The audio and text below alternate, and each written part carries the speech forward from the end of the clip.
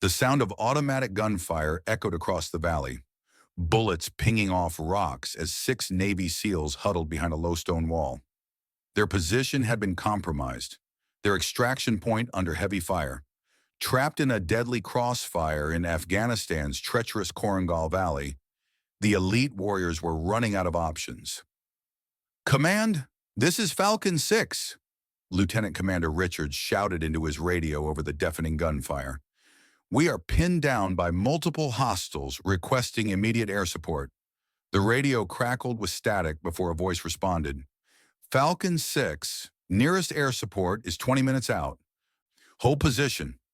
Richards looked at his men, their faces grim with the understanding that 20 minutes might as well be an eternity. His second-in-command pointed to a rocky outcropping 800 meters to the east where several armed figures were maneuvering to higher ground. "Sir, we've got movement on that ridge. If they reach that position, we're completely exposed. If those bastards get up there, we're finished," Richards muttered, calculating their diminishing odds of survival. Each man checked his ammunition: M4A1 carbines with AC-AUG sights, Sig Sauer P226 sidearms. Top-tier equipment that would mean nothing if they couldn't escape this kill zone. That's when it happened. The first shot came without warning, a sharp crack that momentarily rose above the chaos of battle. One of the fighters on the distant ridge suddenly dropped. Before his companions could react, a second shot rang out. Another fighter fell, then a third, each round placed with surgical precision. The Taliban fighters scrambled for cover, their advance halted by an invisible threat. More shots followed in a steady, methodical rhythm. Each round found its mark with uncanny accuracy, despite the extreme range and swirling mountain winds. "Who the hell is that?" one of the SEALs whispered as they watched their attackers being systematically eliminated. The radio crackled to life again, but with a different voice, calm, measured, almost detached from the life and death struggle unfolding below. More surprising than the precision of the shots was that the voice belonged to a woman. "Falcon 6, this is Ghost Eye. I've cleared your northern exfil route. You have a 60-second window. Move now." The SEALs exchanged glances of disbelief. The voice didn't belong to any support team they knew about. But as the Taliban fighters continued to fall with each precise shot, Richards made his decision. "You heard Ghost Eye. We move now. Go, go, go." The 6 SEALs broke cover and sprinted toward the extraction point as their mysterious guardian angel continued to provide covering fire from some unseen perch high above the valley. As they reached safety, Richards keyed his radio once more. "Ghost Eye, whoever you are, thank you."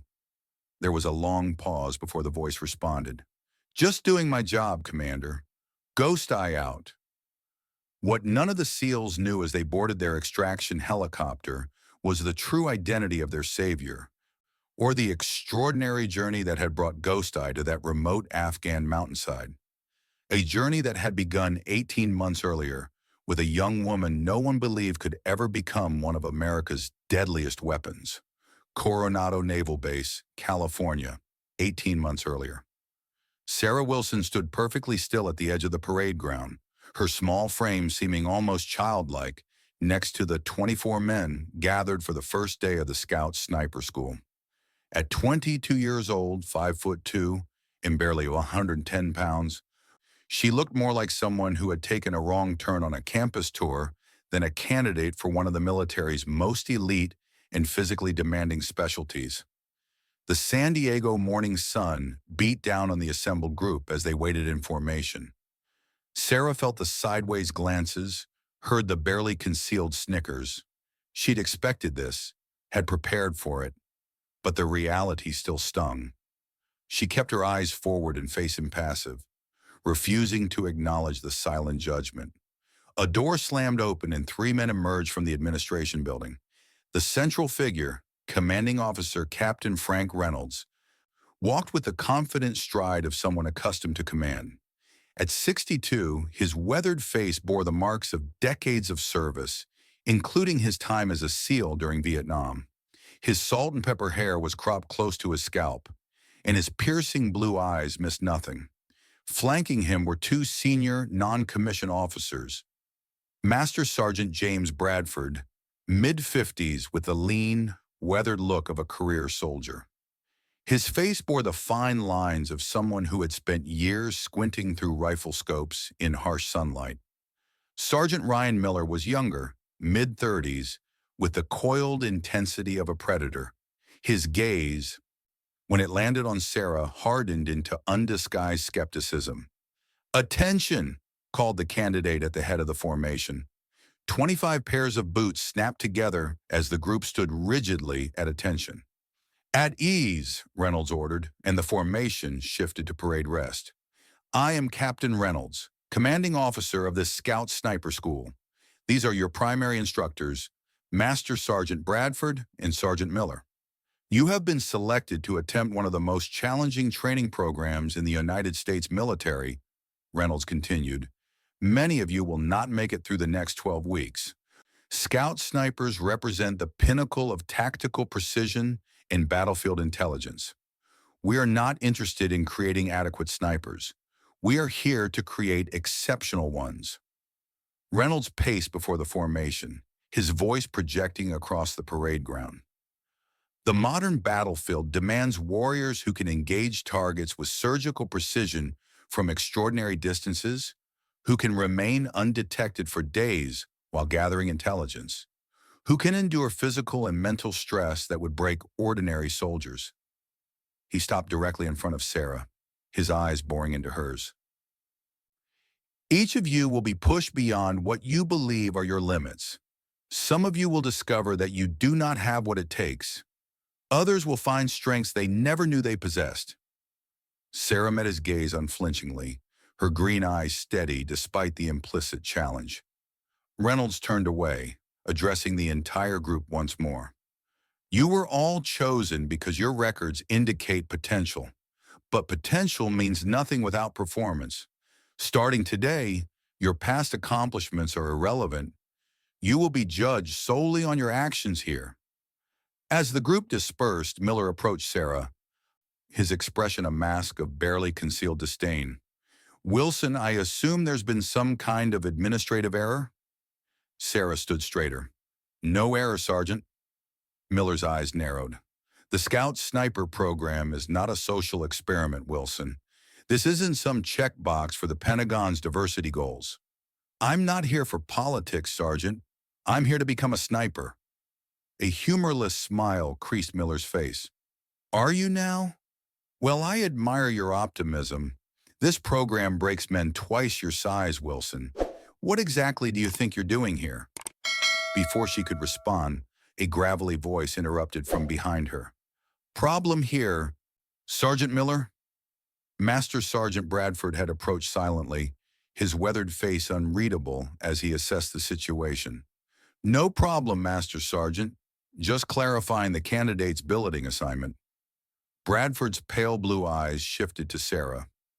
Unlike Miller's open hostility, Bradford's gaze held something more complex, a calculating assessment tinged with something that might have been curiosity. "Wilson, isn't it?" he asked. "Yes, Master Sergeant." He studied her for a long moment, his expression revealing nothing of his thoughts. "The quartermaster might not have equipment in your size. Report to my office at 1600 hours. We'll sort it out." As Sarah made her way to the barracks, a tall, broad-shouldered candidate approached, standing at the foot of her bunk with arms crossed. "So you're the girl sniper we've been hearing about," he said, his southern accent thick with mockery. "Thought it was just a rumor until now." "And you are?" "Thompson, Robert Thompson, 3 tours in Afghanistan with 1st Recon." He glanced at the other men gathering around. "We're just wondering if you know what you signed up for, sweetheart. This isn't like other programs. They're not going to lower the standards because you've got different plumbing." Sarah looked up, her green eyes hard. "Good. I'd be insulted if they did." Thompson laughed, a sound without humor. "You hear that, boys? She'd be insulted." He leaned forward. "Listen, honey, I've seen what happens downrange when someone can't pull their weight. People die. Is there a problem here? The voice came from behind Thompson. A slender Asian-American candidate stood in the barracks doorway. Thompson straightened. No problem at all, Chen. Just welcoming our new colleague. Michael Chen walked forward, positioning himself subtly between Thompson and Sarah's bunk. Then I'm sure you're done with the Welcome Committee Act. We've got equipment issue in 10 minutes. After the others left, Chen turned to Sarah. Michael Chen. They're like that with all the new people. Don't take it personally. Sarah Wilson. And I've dealt with worse. Chen's eyes reflected a knowing understanding.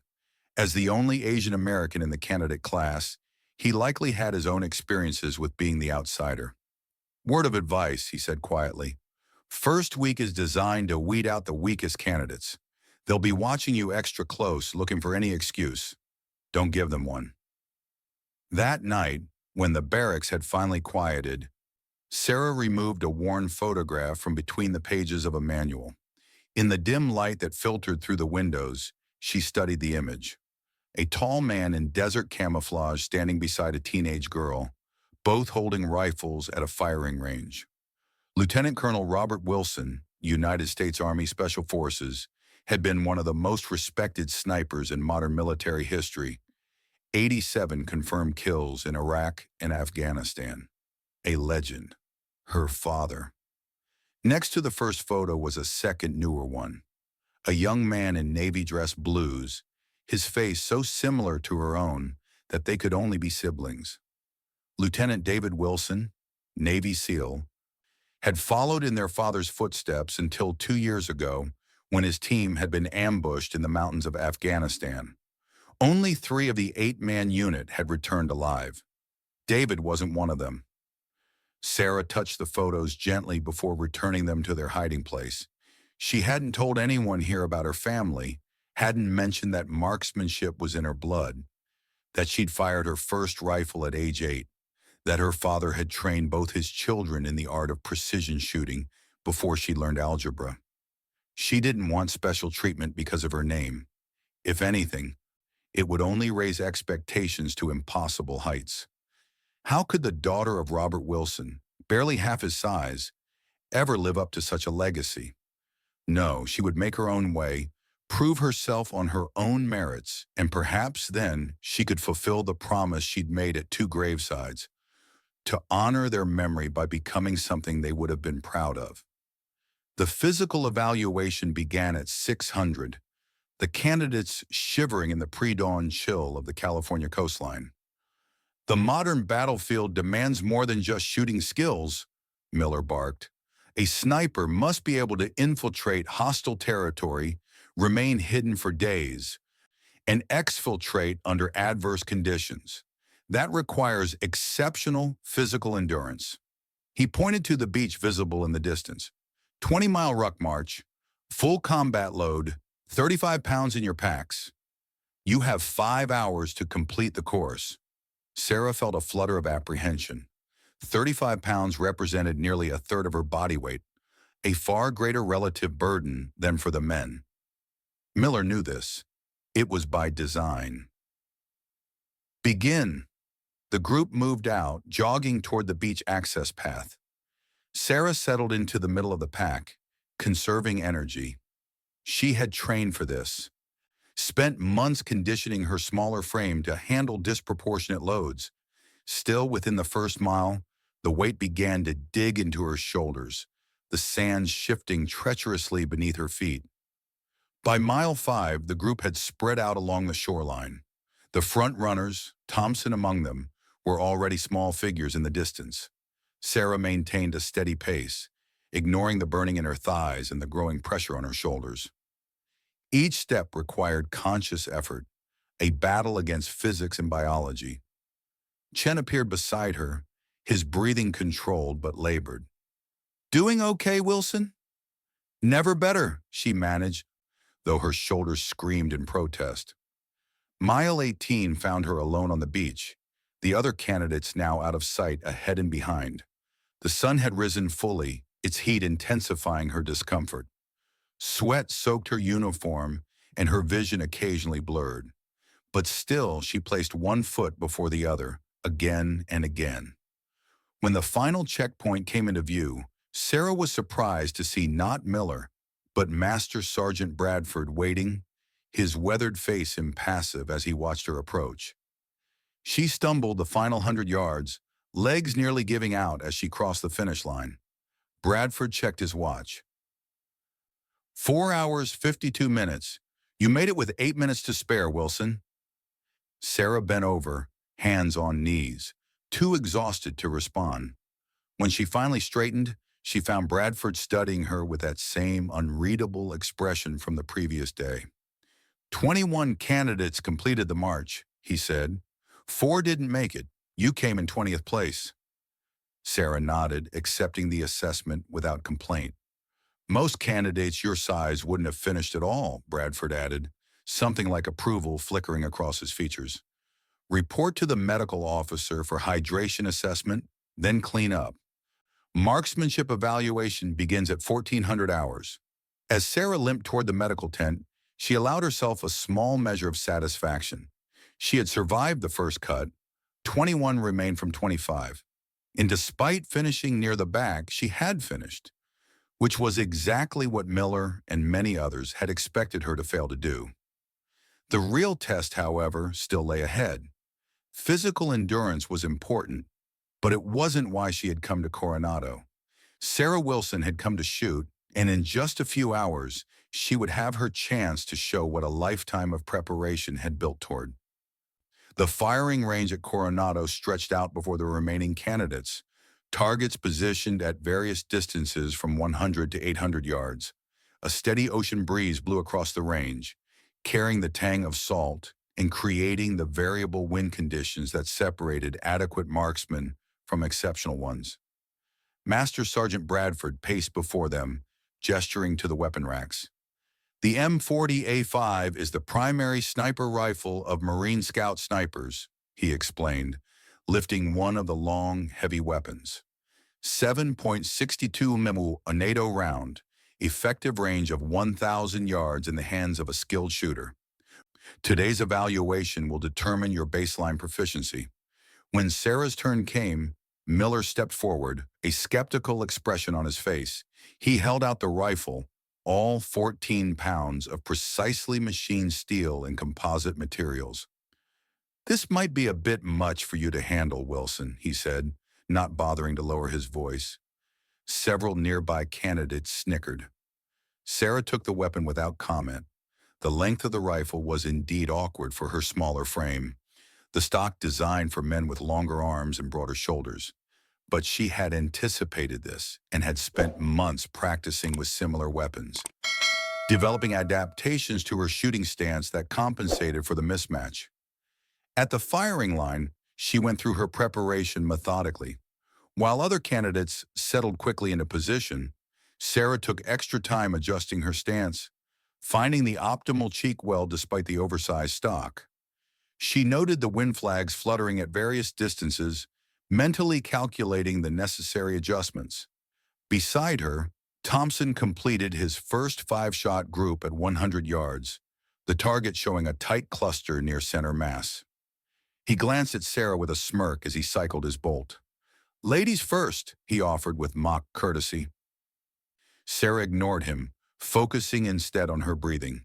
She inhaled deeply, then released half her breath, finding that space of perfect stillness between heartbeats. Her finger took up the slack in the trigger. The rifle cracked, the recoil driving into her shoulder. Without rushing, she cycled the bolt, ejecting the spent casing and chambering a new round. 4 more times she repeated the process, each shot delivered with the same methodical precision. When the range officer called for a ceasefire to check targets, Miller strode downrange, binoculars in hand. He stopped at Sarah's target, stared for a long moment, then continued to the others. When he returned, his expression had shifted from skepticism to something less easily defined. "Results for the 100-yard evaluation," he announced. "Thompson, Chen, Ramirez, all 5s in the 10 ring. Wilson," he paused and Sarah braced herself for criticism, 5 shots through the same hole. Perfect score. A murmur ran through the group. One-hole groups at 100 yards were uncommon, even among experienced shooters. To achieve it on an evaluation with an unfamiliar weapon was exceptional. Thompson's smirk faded, replaced by a look of disbelief. "Beginner's luck," he muttered, loud enough for those nearby to hear. "Move to the 200-yard line," Bradford ordered, cutting off any further comments. But as the candidates repositioned, Sarah noticed him watching her with new interest. The pattern repeated at 200 yards, then 400. Sarah's groups remained exceptionally tight, her shots finding their mark with a consistency that could no longer be attributed to luck. By the time they reached the 600-yard line, a tense silence had fallen over the other candidates. At 800 yards, nearly half a mile, the full challenge of long-distance marksmanship revealed itself. At this range, the bullet would drop more than 12 feet from the line of sight. Wind drift could push it several feet left or right. The curvature of the earth itself became a factor. Only 8 of the remaining 21 candidates managed to put all 5 rounds on target. Sarah was one of them. Her 5 shots had grouped within a 3-inch circle. Extraordinary accuracy at that distance. When Bradford returned to the firing line, he found Miller already examining Sarah's rifle, as if searching for some modification or trick that could explain her performance. "Master Sergeant," Bradford said quietly, "this level of accuracy from a first-day shooter is exceptional." That evening in the academic classroom, Captain Reynolds stood before the assembled candidates. "Marksmanship is only part of what makes an effective sniper," he began. "The modern sniper is also an intelligence gatherer, a force multiplier, and often the eyes and ears of command. This requires exceptional observational skills and the ability to apply complex calculations under pressure." For the next 2 hours, the candidates received a crash course in the mathematics of long-distance shooting. While some struggled with the complex formulas, Sarah found herself comfortably familiar with the material. Her father had drilled these calculations into her since childhood, often turning family hunting trips into practical lessons in external ballistics. When Reynolds distributed the preliminary assessment test, Sarah completed it in half the allotted time. As she turned in her paper, Reynolds raised an eyebrow at her early completion. "Confident in your answers, Wilson?" "Yes, sir." The next morning, as the candidates assembled after combat swimming, a grueling session in the cold Pacific waters that had tested even the strongest candidates, Miller approached with a sheath of papers. "The academic assessment results," Bradford announced, standing beside him. Miller scanned the top sheet, his expression shifting from satisfaction to disbelief. "This can't be right," he muttered. "I checked the calculations myself," Bradford replied. "Perfect score on the ballistics assessment. Only one in the class." "Who was it?" Miller demanded, though from his expression, he already suspected the answer. "Wilson." The revelation sent a ripple through the assembled group. Thompson, who had been smirking at Sarah's physical performance, now looked stunned. Later that day, as Sarah passed the administration building, she overheard a heated conversation through an open window. "Something's not right here," Miller was saying to Bradford. "Nobody walks in and aces both marksmanship and ballistics on day one. She had to have had specialized training." "You think she's cheating?" "I think there's more to Wilson than she's telling us. If you're suggesting she doesn't belong in this program—" "That's exactly what I'm suggesting," Miller interrupted. "This isn't about gender, Master Sergeant. It's about capability. She barely finished the ruck march. She was last in the ocean swim. What happens when she's carrying a spotter's pack through mountain terrain for 3 days? What happens when a mission requires physical strength she doesn't possess?" Bradford considered this, his pale eyes thoughtful. "Valid concerns, but her shooting scores and theoretical knowledge are exceptional. Perhaps exceptional enough to warrant finding ways to overcome the physical limitations." Miller shook his head. "We don't lower standards, Master Sergeant. Not for anyone." "No, we don't," Bradford agreed. But we do adapt training to develop each candidate's strengths while addressing their weaknesses. That's always been the philosophy of this program.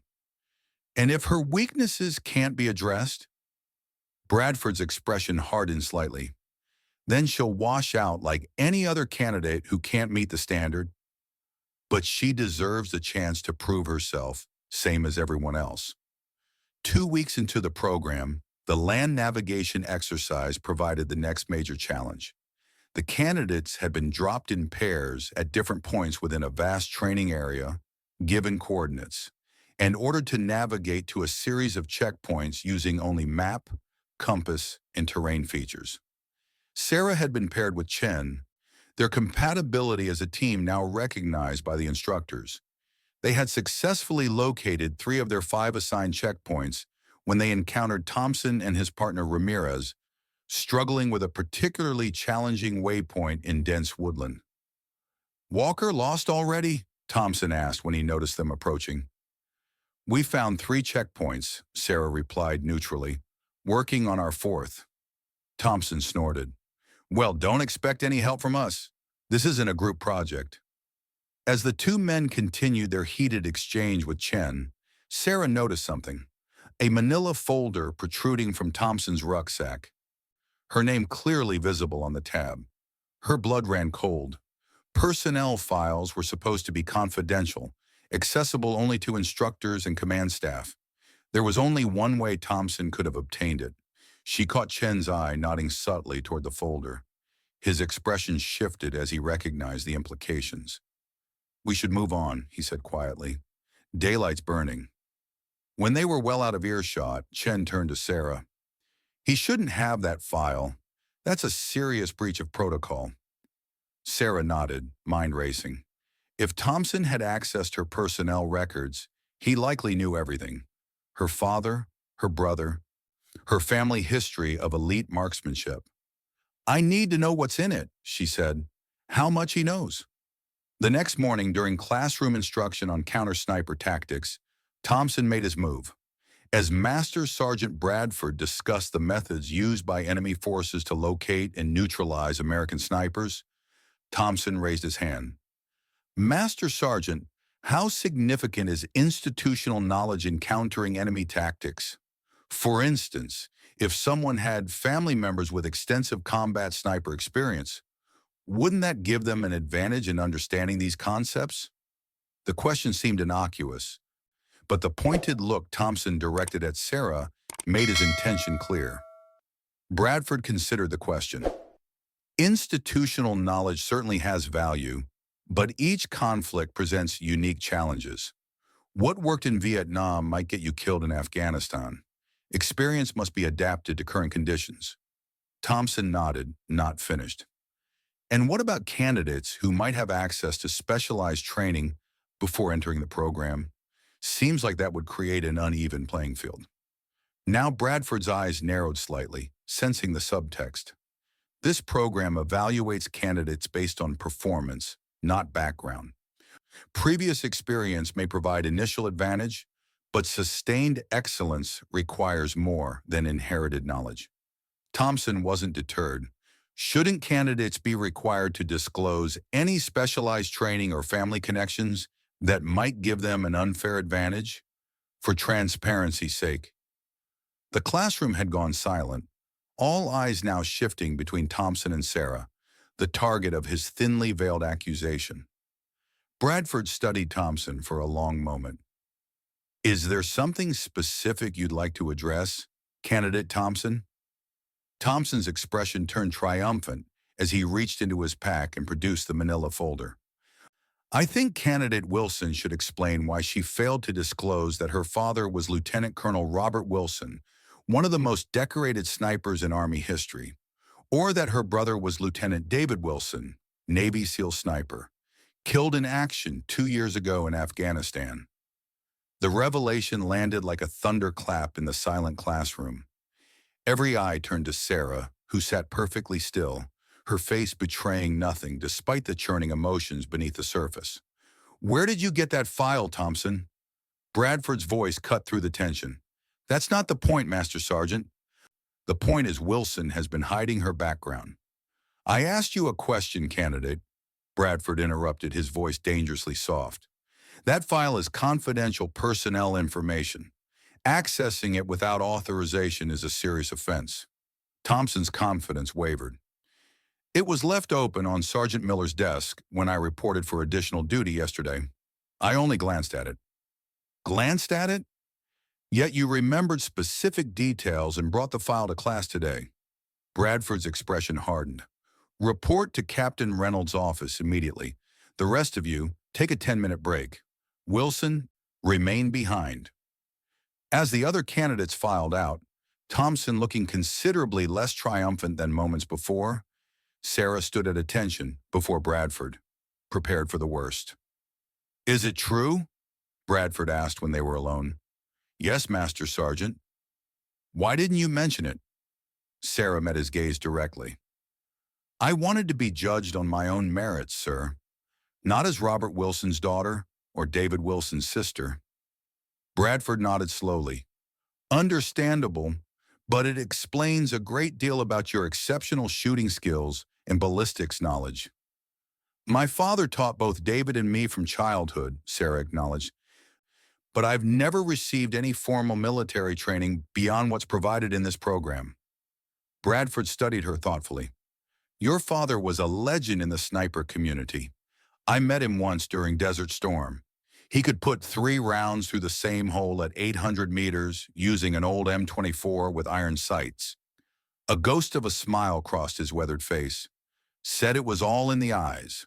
The Wilson green, he called it. Sarah felt a pang of emotion at the casual mention of her father's oft-repeated phrase. Thompson was out of line accessing your file, Bradford continued, but the information is out now. The other candidates will view you differently, some with newfound respect, others with increased resentment. How you handle this will determine whether you continue in the program. I understand, Master Sergeant. Bradford's expression softened slightly. Your father would be proud of what you've accomplished so far, but he'd also tell you the hardest challenges are still ahead. Being a Wilson opens doors, but it also creates expectations few can live up to. That evening, Sarah received an unexpected summons to the secure communications room. A call from her mother had been flagged as urgent. Mom, what's going on? Sarah asked as soon as the connection was established. Master Sergeant Bradford said it was about David. There was a pause filled only with the slight static of the secure line. When her mother spoke again, her words changed everything. They found something, Sarah. In Afghanistan. David's dog tags and a journal. The recovery team says it was hidden in a village near where he was lost. Sarah gripped the phone tighter. What did it say? Most of it was operational details, things they can't share with us. But there was a personal message for you. The liaison officer said, David wrote that he was tracking a specific enemy sniper, someone they called Eclipse, because of a curved, crescent-shaped scar on his face. David believed this man was responsible for multiple American casualties. The name meant nothing to Sarah, but the implications were clear.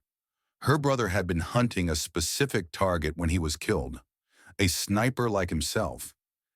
Sarah, her mother continued, her voice dropping lower, the liaison mentioned something else.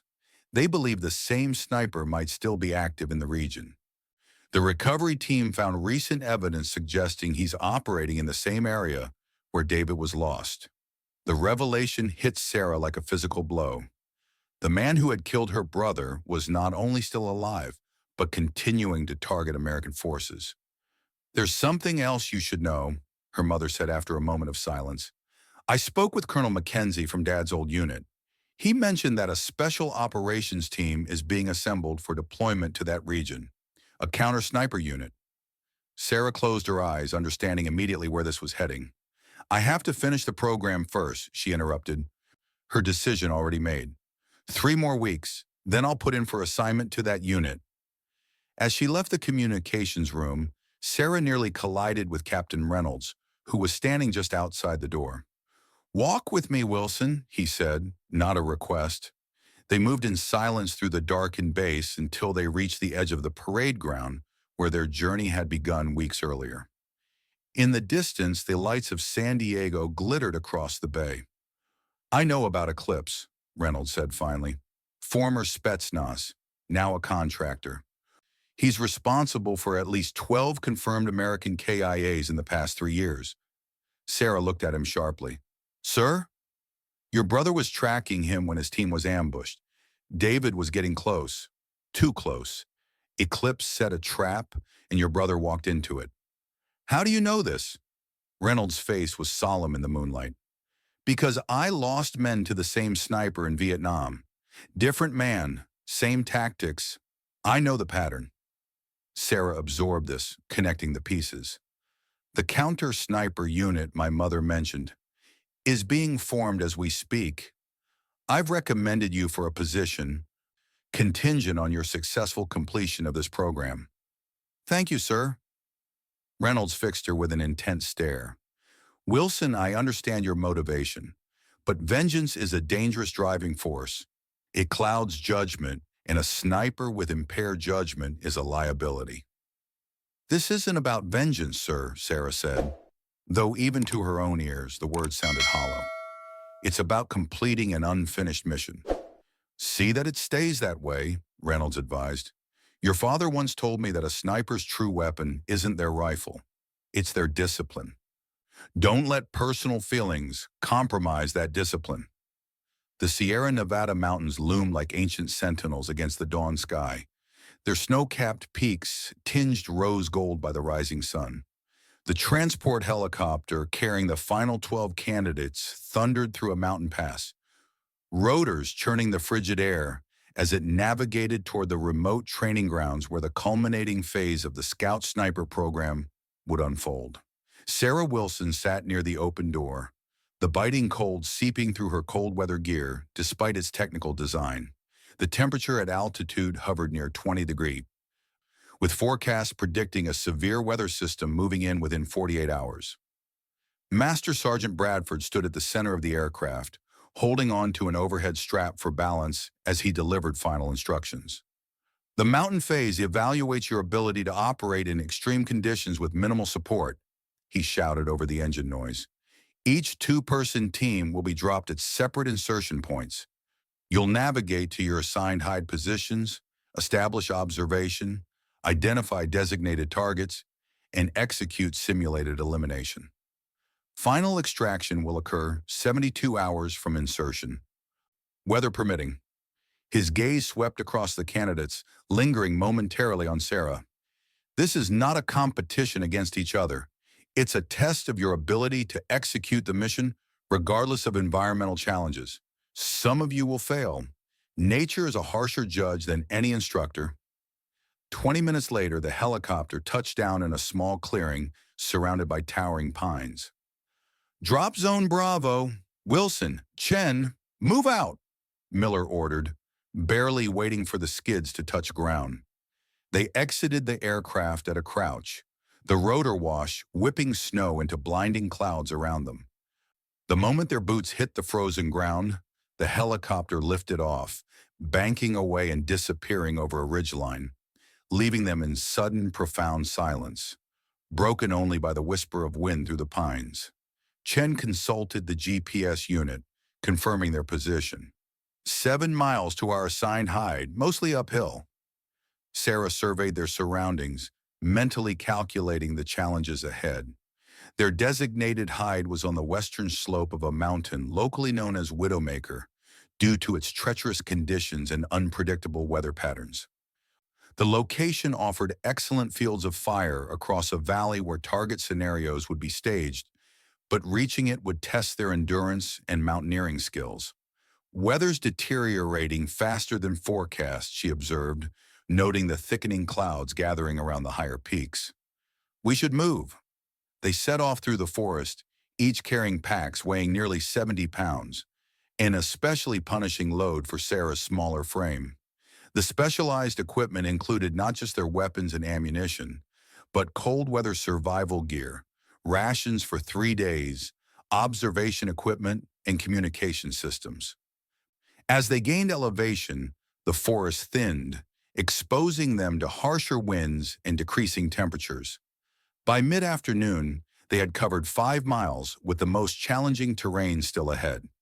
"Weather's turning," Chen observed, gesturing toward the darkening sky. Snow had begun to fall, light flurries that would likely intensify as the forecasted storm system moved in. They reached the designated hide location just as darkness was falling, the temperature plummeting with the setting sun. The natural depression, a shallow bowl formed by wind erosion and bordered by stunted pines, offered some protection from the elements. But establishing a proper hide would require significant work. Using the stunted pines as a framework, they constructed a shallow snow cave reinforced with branches, its entrance positioned away from the wind and toward their observation sector. Working methodically despite numbing fingers, they established their positions, setting up the observation equipment, arranging their weapon systems, and creating a covered space where one could rest while the other maintained watch. The night deepened, temperatures dropping as predicted. Sarah maintained her watch, rotating positions periodically to prevent muscles from stiffening in the cold. Her thoughts turned to the revelation about her brother's mission. The enemy sniper he had been tracking when he was killed. Somewhere in Afghanistan, that man still operated, still took American lives. Dawn brought deteriorating conditions. The storm system had arrived in full force, winds gusting to 40 mph, driving snow reducing visibility to less than 100 yards. By mid-morning, Chen finally established brief radio contact with command. "Be advised," the static-laden voice of Sergeant Miller came through. "Exercise parameters updated due to weather conditions. Storm front advancing faster than predicted. Sustained winds of 50 to 60 mph expected within 6 hours. Temperature dropped to 10 with wind chill." Sarah and Chen exchanged concerned glances. Such conditions approach survival limits even with their specialized gear. "Further instructions?" Chen requested. "Maintain position," Miller responded. "Complete original mission parameters. Extraction timeline unchanged. Command out." As the radio fell silent, Chen looked to Sarah. "They're testing our limits, seeing if we'll call for early extraction." Sarah nodded, understanding the psychological component of the test. "We stick to the mission." As predicted, conditions worsened through the afternoon. The wind intensified, howling across the exposed slopes and driving snow into every crevice of their hide, despite their best efforts at sealing it. The temperature continued to drop, the cold penetrating even their specialized Arctic gear. "This is beyond training parameters," Chen observed during a particularly vicious gust that threatened to collapse part of their shelter. "They're pushing safety limits." Sarah silently agreed, recognizing the increasing danger of their situation. But she also understood the purpose. Snipers often operated at the boundaries of human endurance, in conditions that would defeat most soldiers. Their ability to function effectively despite environmental extremes was as important as marksmanship or tactical knowledge. "We adjust and endure," she replied, her voice firm despite the violent shivers that periodically racked her body. "That's the test." As darkness fell on their second night, the storm reached its peak intensity. Winds screamed across the mountainside, temperatures plummeted to negative numbers, and the snow fell so heavily that maintaining any meaningful observation became impossible. They retreated to their shelter, reinforcing it against the onslaught while preserving energy and body heat. The night passed in a brutal cycle of brief rest periods, interrupted by necessary maintenance of their position and equipment. Snow continuously threatened to bury them, requiring regular clearing to prevent complete entombment. Sometime in the pre-dawn hours, Sarah noticed a change in Chen's breathing pattern, the rhythm becoming irregular with occasional gaps followed by gasping inhalations. Recognition came immediately, the early signs of hypothermia affecting respiratory function. She moved to his side, checking his condition with practiced movements. His skin was cold to the touch, his responses sluggish when she roused him. "Chen," she said firmly, close to his ear to be heard over the howling wind. "You're showing hypothermia symptoms. We need to address it now." His eyes opened, confusion evident before clarity slowly returned. "I'm fine," he mumbled. "Just tired." "Not fine," Sarah contradicted, already implementing cold weather medical protocols. She rearranged their gear to create a more insulated space, positioned Chen in the recovery position, and used her own body heat to supplement his failing thermal regulation. Protocol dictated reporting medical emergencies to command immediately, but with communications down, the decision fell to her alone. The situation presented a critical dilemma. Call for emergency extraction, effectively ending their participation in the final exercise, or attempt to manage Chen's condition with available resources and continue the mission. Sarah evaluated the factors methodically.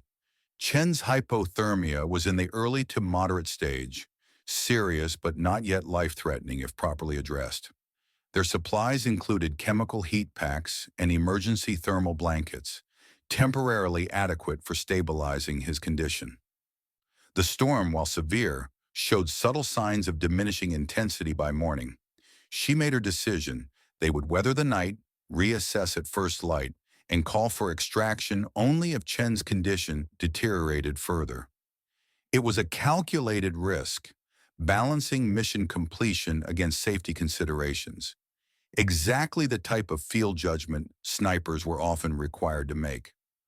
By dawn, her efforts had produced results. Chen's condition had stabilized, his body temperature rising to safer levels, his awareness returning to normal. The storm, too, had begun to abate, the howling winds diminishing to occasional gusts, the snowfall lightening from blizzard to steady flurries. "What happened?" Chen asked, fully alert now as they shared a meager breakfast of frozen ration bars. "Moderate hypothermia," Sarah explained. "You were starting to exhibit decreased consciousness and irregular breathing." Chen absorbed this with a grim expression. "You should have called for extraction." "Wasn't necessary," Sarah replied. "Your condition was manageable with our supplies, and communications were down anyway." The truth, which both recognized but neither voiced, was that calling for extraction would have meant failure of the final exercise for both of them. Sarah had made a calculated decision to continue the mission, gambling that she could stabilize Chen's condition without external intervention. "Thank you," Chen said simply. Sarah nodded acknowledgement, then turned her attention to their tactical situation. As the storm continued to clear, visibility gradually improved, revealing the valley below, transformed by the blizzard. Snow blanketed everything, with drifts reaching several feet deep in places, the landscape rendered almost unrecognizable. "Movement," Chen suddenly whispered, now positioned at the observation port with the spotting scope. "Valley floor, near the eastern tree line." Sarah joined him, her rifle at the ready.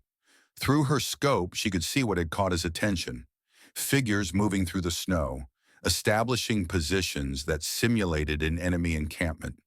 4 personnel, Chen counted, setting up what appears to be a command post, range approximately 800 yards. Sarah calculated the firing solution mentally, accounting for elevation, temperature, wind, and the effects of extreme cold on ballistics. The distance was well within her operational range, but the environmental factors created significant challenges. Cold affected bullet velocity. Extreme temperature differentials between their heated breath and the frozen barrel could impact accuracy. And the gusty wind conditions required complex compensation. For the next hour, they meticulously documented the target area, recording personnel movements, identifying apparent leadership figures, and calculating firing solutions for potential engagement. This was the core of the evaluation, demonstrating their ability to gather accurate intelligence and prepare for precision fire missions despite the adverse conditions they had endured. The radio crackled unexpectedly, Miller's voice cutting through the static. All teams be advised. Scenario update. High-value target expected at objective area within 1 hour. Positive identification and simulated elimination required for mission completion. Acknowledge. Chen transmitted their acknowledgement while Sarah continued observation. The high-value target would likely be an instructor playing the role of an enemy commander. The primary objective they had endured the brutal conditions to engage. They're testing our shooting under extreme stress, Chen noted. 2 nights of minimal sleep, hypothermia recovery, compromised physical condition, and now we need to make a critical shot. Sarah nodded, understanding the methodology. Real-world sniper operations rarely occurred under ideal conditions. The ability to execute precision fire despite physical deterioration was an essential skill, one that couldn't be evaluated except by pushing candidates to their limits. An hour passed, then another, with no sign of the promised high-value target. The delay was another psychological pressure tactic, forcing them to maintain vigilance despite growing fatigue. During her third shift, Sarah noticed a subtle change in the pattern of activity below. The personnel at the simulated command post adjusted their positions, creating a more formal arrangement that suggested preparation for someone important. Minutes later, a new figure appeared, approaching from the western edge of the encampment. "Potential HVT," she whispered to Chen, "moving into the command area now." Chen focused the spotting scope, confirming her observation. "Matches the profile. Range 840 yards. Wind gusting from the northwest at approximately 12 to 15 miles per hour." Sarah made final adjustments to her firing solution, accounting for the updated wind data and the slightly extended range. Despite 2 days of physical hardship, her hands remained steady as she positioned the rifle, her breathing controlled and rhythmic. The figure below paused in a clearing, seemingly reviewing something with the other personnel, a perfect opportunity for a shot. Sarah settled into her natural point of aim, finding the space between heartbeats where maximum stability existed. Her finger took up the slack in the trigger. In that moment of perfect focus, a sudden, powerful gust of wind hit their position, sending a shower of snow cascading from an overhanging pine branch directly onto Sarah and her rifle. The distraction was momentary but significant, breaking her concentration and temporarily obscuring her sight picture. A less experienced shooter might have rushed to reacquire the target, potentially compromising the shot. Sarah instead reset completely, calmly clearing the snow from her optic, reestablishing her position, and rebuilding her firing solution from scratch. The delay cost valuable seconds, but ensured that when she finally pressed the trigger, the round would find its mark. The rifle cracked, the sound sharp in the cold mountain air. Through her scope, Sarah watched the training round impact exactly as calculated, striking the target squarely in center mass. The figure below reacted appropriately to the simulation hit, the exercise controllers immediately signaling confirmation of the successful engagement. "Target down," Chen confirmed through the spotting scope. "Perfect shot, despite the interference." 3 days later, in Captain Reynolds' office, Sarah received her final evaluation results. "Exceptional performance in the mountain phase, Wilson," Reynolds said as he handed her the official certification. "Your handling of candidate Chen's medical situation while maintaining mission focus demonstrated exactly the judgment we look for." Master Sergeant Bradford approached as the formation dispersed following the graduation ceremony. "A moment, Wilson," he requested, gesturing toward a quieter area, away from the dispersing crowd. When they were alone, Bradford handed her a sealed envelope. "Your orders," he explained. "Effective immediately upon completion of post-graduation leave, the counter-sniper unit in Helmand Province, just as you requested." Sarah accepted the envelope, a mixture of emotions coursing through her. This was what she had worked toward. Yet the reality of it, the imminent deployment to the region where her brother had been killed, carried a weight she could feel physically. "This isn't just about your brother, is it?" Bradford asked, studying her with his pale, weathered eyes. Sarah met his gaze directly. No, sir. It's about completing a mission that needs completing, protecting our people from a threat that's still active. Good, Bradford nodded, because vengeance is a terrible foundation for operational effectiveness. I've seen too many good soldiers destroyed by it. He paused, seeming to choose his next words carefully. Your father understood that. So did your brother. From everything I've heard about him, they were professionals first, with personal feelings kept firmly in check. Will you be part of the deployment, Master Sergeant? A rare smile crossed Bradford's weathered features. As a matter of fact, I will. Command approved my request for reassignment as the unit's senior training advisor. Seems they want someone with experience to help integrate our newest sniper into operational protocols. 4 months later, the Afghan night wrapped around Sarah like a familiar shroud. The cold mountain air carrying scents of pine and distant wood smoke. From her concealed position on a rocky ridge, she had a commanding view of the valley below, where intelligence suggested Eclipse would be moving within the hour. 4 months into her deployment with the counter-sniper unit, Sarah Wilson, now known by her call sign Ghost Eye, had already earned a reputation among American forces in the region. 3 confirmed enemy snipers eliminated, multiple ambush positions identified before they could be utilized, intelligence gathering that had prevented at least 2 major attacks on coalition forces. Yet her primary mission, locating and neutralizing the elusive Eclipse, had remained unfulfilled until now. Ghost Eye, this is Overwatch Actual, Bradford's voice came through her earpiece. Intel confirms HVT is en route to the compound. ETA 15 minutes. Multiple vehicles. Heavy security.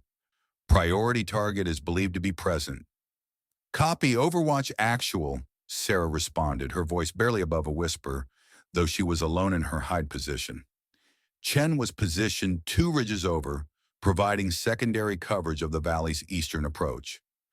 Sarah adjusted her position slightly, checking her firing data once more.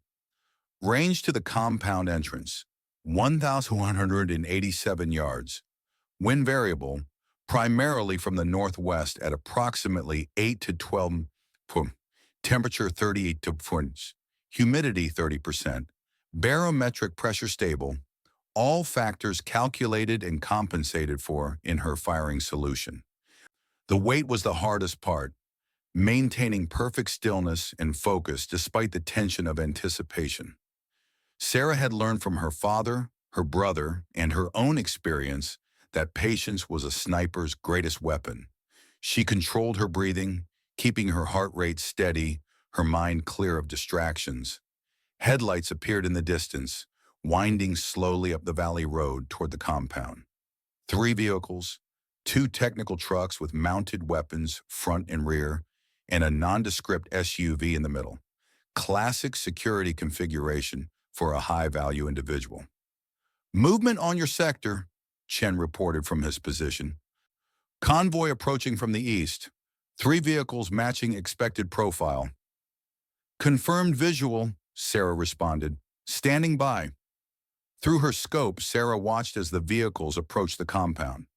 The perimeter guards increased their vigilance, taking up defensive positions as the gates were opened to admit the convoy. Maintain standby, Bradford instructed. Confirm identity before engagement. The doors of the lead and rear vehicles opened first, armed men emerging to secure the area before the center SUV's door was opened. A tall figure stepped out, surrounded immediately by bodyguards who attempted to shield him from any observation. Sarah's pulse quickened slightly as she caught a glimpse of the man's face through a gap in the security formation. There, clearly visible even at this distance through her high-powered optic, was the distinctive curved crescent-shaped scar. Target confirmed, she whispered. I have visual ID on Eclipse. You are cleared to engage when you have a clean shot, Bradford replied, his voice tense but controlled. Ghost Eye, make it count. Sarah tracked the target as he moved toward the main building, calculating his pace, anticipating his path. The security team maintained tight formation around him, making a clear shot nearly impossible. She would need to wait for the perfect moment, perhaps when he entered the building, pausing briefly in the doorway. As if reading her thoughts, the group slowed as they approached the entrance. One of the guards stepped forward to open the door, and for a brief instant, the target was partially exposed. It wasn't a perfect shot. His torso was still partially obscured by a guard's shoulder, but it might be the only opportunity she would get. Sarah made a split-second adjustment to her aim point, compensating for the partial obstruction and the slight angle. In the space between heartbeats, as her finger took up the trigger slack, a momentary image flashed through her mind. Her brother David, perhaps in a similar position years earlier, tracking the same man. The thought didn't disturb her concentration. Instead, it seemed to sharpen it, bringing absolute clarity to the moment. The rifle recoiled against her shoulder, the sound of the shot lost in the vastness of the valley. Through her scope, she watched as the target suddenly staggered, clutching his chest before collapsing. The security team erupted into chaotic movement, some dragging the fallen man inside, others scanning frantically for the source of the shot. "Target down," Sarah reported calmly. "Center mass hit, security in disarray." "Confirmed hit," Chen's voice came through, tight with controlled excitement. "Beginning exfil now." Sarah initiated her own extraction protocol, rapidly breaking down her position while maintaining awareness of her surroundings. 20 minutes later, she reached the predetermined rendezvous point where Bradford waited with their extraction vehicle. "Target confirmed neutralized," Bradford informed her as she secured her equipment in the hidden compartment. "Our asset inside the compound reports he was dead before they got him through the door. One shot, one kill from over 1,000 yards." He paused, then added, "Your father would be proud, Wilson." Sarah nodded, feeling a complex mixture of emotions: professional satisfaction at completing the mission successfully, relief that a significant threat had been eliminated, but not the personal triumph or vindication she might once have expected. David's death had been avenged, but that wasn't what mattered most. What mattered was that other American soldiers would return home safely because of what she had accomplished tonight. "Mission complete," she said simply. "Let's go home." 1 week later, Sarah received new deployment orders. Korengal Valley, providing overwatch for a SEAL team operating in a high-threat area. As she settled into her new hide position high above a valley that had seen some of the war's fiercest fighting, she felt a sense of rightness, of purpose beyond personal vengeance. The SEAL team below was conducting a reconnaissance mission that had gone smoothly until it hadn't. Within moments, they were pinned down by enemy fire from multiple positions, the same scenario that had played out at the beginning of our story. Sarah didn't hesitate. With mechanical precision, she began engaging targets, methodically eliminating the threats one by one. When the team was clear, she provided the brief radio message that would guide them to safety. "Falcon 6, this is Ghost Eye. I've cleared your northern exfil route. You have a 60-second window. Move now." As the SEALs escaped the kill zone and reached their extraction point, the team leader's voice came through her radio. "Ghost Eye, whoever you are, thank you." Sarah allowed herself a small smile in the darkness. "Just doing my job, Commander." Ghost Eye out. 2 days later, back at the forward operating base, Sarah sat cleaning her rifle with the meticulous care that had become second nature. Chen approached carrying 2 cups of coffee. "Word is the SEAL team has been asking about Ghost Eye," he said, setting 1 cup beside her. "Their commander, Richards, I think his name is, says he owes Ghost Eye a debt he can never repay." Sarah paused, a memory surfacing from her brother's letters. David had mentioned a Richards, a junior officer he'd served with briefly before his final deployment. "Tell him Ghost Eye was just doing the job," she said quietly. "Same as any of us would." Chen studied her for a moment. "You know, at some point, you might have to accept that what you do isn't just the job. What you can do with that rifle, the lives you've saved, it's something special, Wilson. Sarah finished reassembling her weapon, her movements precise and practiced. My father used to say, a sniper's value isn't measured by targets eliminated, but by teammates protected. I'm just carrying on the family business. As they walked toward the briefing room, Sarah felt a sense of completion that had eluded her since her brother's death. She had not only finished what David had started, but had begun to create her own legacy, one defined not by vengeance or personal achievement, but by the same principles her father and brother had embodied: precision, discipline, and unwavering commitment to protecting their fellow soldiers. Ghost Eye was no longer just a call sign. It had become a promise that no matter how dire the situation, no matter how impossible the shot might seem, someone was watching over America's warriors from the shadows, someone they might never see, but who would never let them fall.